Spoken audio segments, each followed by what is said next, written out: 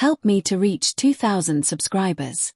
The night she said it, the air around me went still. I just need one last trip with my ex, Emily whispered, her eyes refusing to meet mine. For closure. For a second, I thought I misheard her. We were standing in our kitchen, the glow of the stove light cutting a narrow path across her face. My fiancée. The woman I was supposed to marry in 3 weeks. My heart pounded as the words replayed in my mind like a song stuck on a broken record. Closure?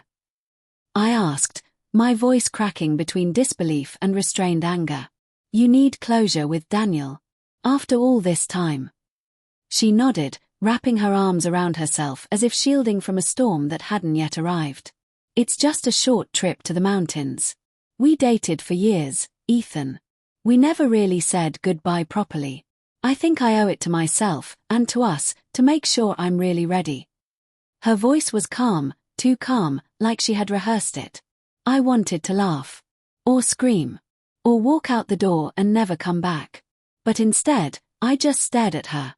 The woman who used to trace constellations on my skin now stood in front of me, asking permission to sleep next to a ghost from her past. Do you even hear yourself? I asked.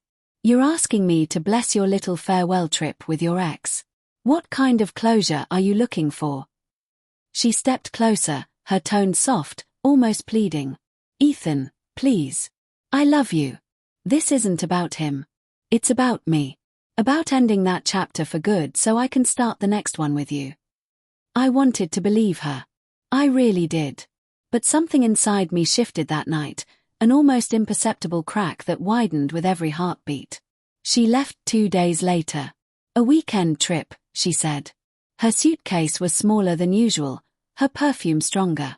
She kissed me goodbye like someone performing a scene, all rehearsed affection and carefully timed glances. When the door clicked shut behind her, the silence swallowed me whole. By Saturday night, I couldn't take it anymore. I called her once. No answer. Twice. Straight to voicemail. I told myself they were probably hiking or somewhere without reception. But then, around midnight, I saw Daniel's Instagram story. A bonfire. 2 glasses of wine. A woman's laugh faintly echoing behind the camera. It could have been anyone's laugh. But my heart knew. I stared at the screen until the video looped. Again and again. Each replay stabbing deeper into the truth I didn't want to face. That night, sleep didn't come. Instead, I scrolled through her old photos, the ones where we looked like the perfect couple. The memory of our engagement day replayed in my mind, her trembling hands, her teary smile, the way she whispered, "You're my forever." Forever. The word felt poisonous now. She came back Sunday evening.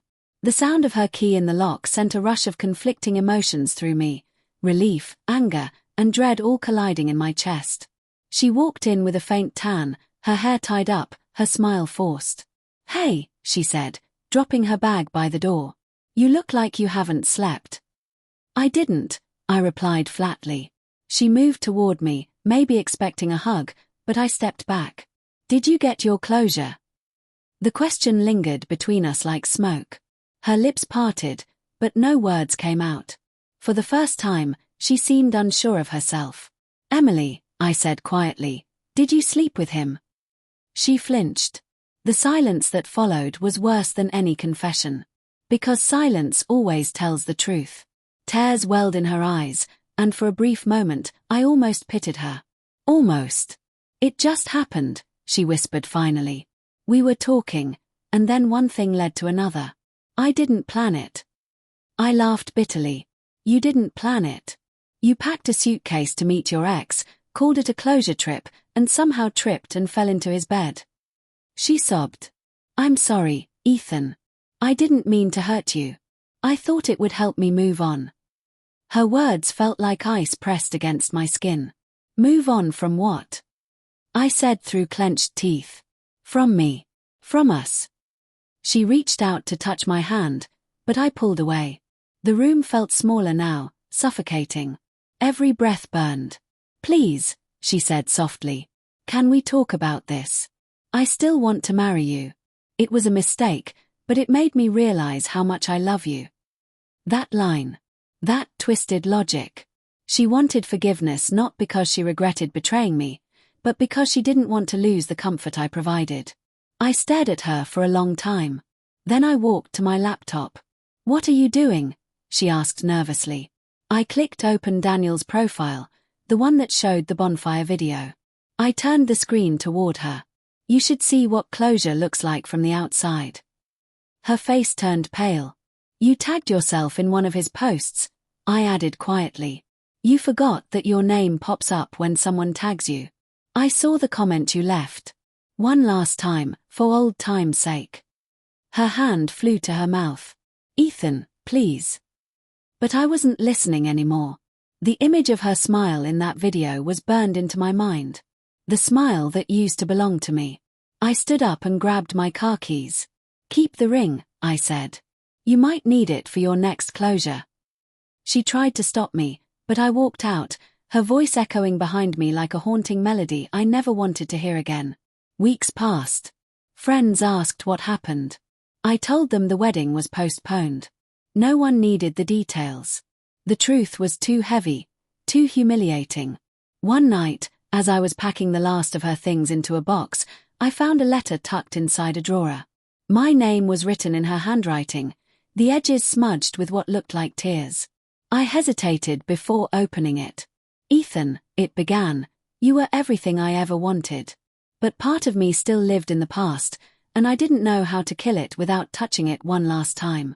What I did was unforgivable, but please believe me, it wasn't out of love for him. It was out of weakness. Out of fear of losing myself before I became yours completely. I folded the letter and placed it back in the box. Love, I realized, isn't always lost through hate. Sometimes it dies through confusion, through the quiet moments when someone you trust chooses curiosity over loyalty. That night, I drove to the mountains.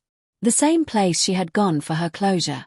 I parked by the lake and watched the reflection of the moon tremble on the water's surface. It was there I understood something brutal and beautiful. Closure isn't something you ask permission for.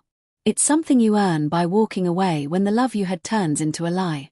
And as the cold wind brushed against my skin, I finally whispered goodbye, not to her, but to the man who kept waiting for an apology that would never come.